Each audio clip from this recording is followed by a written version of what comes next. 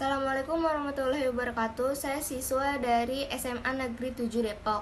Nama saya Dinda Febi Suryani dari 11 IPS 1.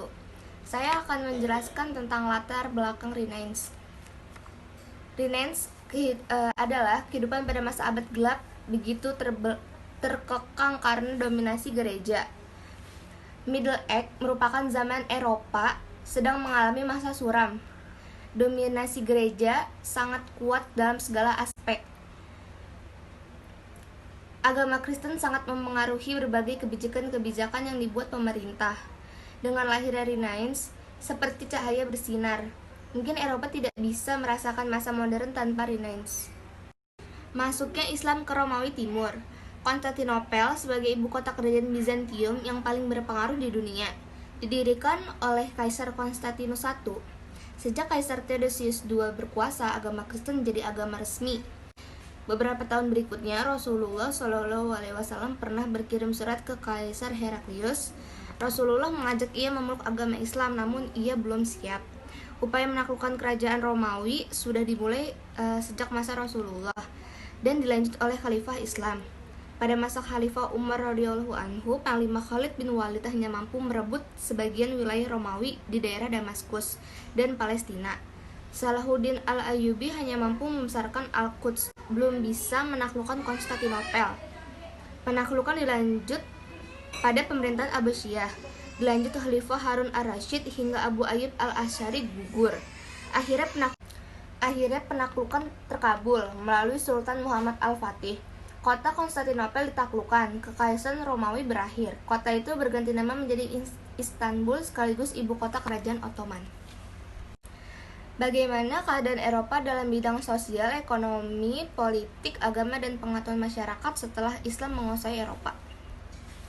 Menurut Taufik Abdullah dalam ensiklopedia tematis dunia Islam, keruntuhan dinasti Ottoman di Eropa dimulai setelah masa pemerintahan Sulaiman I atau pada abad 15. Pada masa ini, kerajaan Utsmani hanya dapat bertahan dari serangan musuh dan hanya dapat meluaskan sedikit wilayah. Banyak faktor yang menyebabkan mengalami kemunduran dan kehancuran, antara lain wilayahnya yang demikian luas sehingga sulit diatur dengan baik karena banyak masalah yang harus dipecahkan, timbullah ketidakadilan, suburnya praktik kolusi serta sogokan dengan banyak hadiah serta merajalelanya perampokan dan kejahatan. Kemerosotan ekonomi juga menjadi faktor penyebab kemunduran Utsmani, yakni terkait biaya perang yang begitu mahal sehingga mengurangi keuangan negara. Peperangan yang berkepanjangan antara lain terjadi antara pasukan Ottoman dan Hungaria. Kekalahan demi kekalahan dialami pasukan Utsmani yang telah letih berperang. Ditambah lagi faktor kemanusiaan yang mengabaikan kesejahteraan rakyat karena para pejabat negara disibukkan dengan masalah perang sehingga kehidupan rakyat dilalaikan. Kerusakan moral juga merambah istana dengan adanya pesta yang dilakukan dengan minuman keras dan para dayang yang mengitari para pembesar negara. Stephen Lee dalam Aspects of European History menyebutkan stagnasi dan penurunan kekaisaran Ottoman dikarenakan adanya kemerosotan dalam kepemimpinan sultan yang tidak memiliki kemampuan dalam memimpin. Selain itu, pelaku pejabat istana yang terlibat korupsi, tamak, bermusuhan, dan mengkhianat juga menjadi faktor penentu runtuhnya kekaisaran Ottoman. Jonathan Grant dalam jurnal yang berjudul Rethinking the Ottoman Decline menyebutkan runtuhnya kejayaan Turki Ottoman di Eropa juga disebabkan kondisi ekonomi negara yang sulit. Penyimpangan terjadi di mana-mana sehingga banyak rakyat miskin. Perang menyebabkan inflasi, perdagangan dunia pindah arah dan memblokir hukum serta ketertiban. Merkantilisme. Pada awal periode modern, abad ke-16 sampai ke-18, ajaran ini sangat dominan diajarkan di seluruh sekolah Eropa.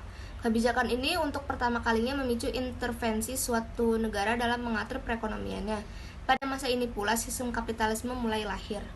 Dalam menjalani kebijakan merkantilisme, negara-negara Eropa ini melakukan banyak kebijakan-kebijakan seperti mengenakan biaya cukai masuk yang sangat tinggi, menciptakan koloni di luar negeri, melarang daerah koloni untuk melakukan perdagangan dengan negara lain, melarang perdagangan untuk dibawa pulang dalam kapal asing, subsidi ekspor, membatasi upah.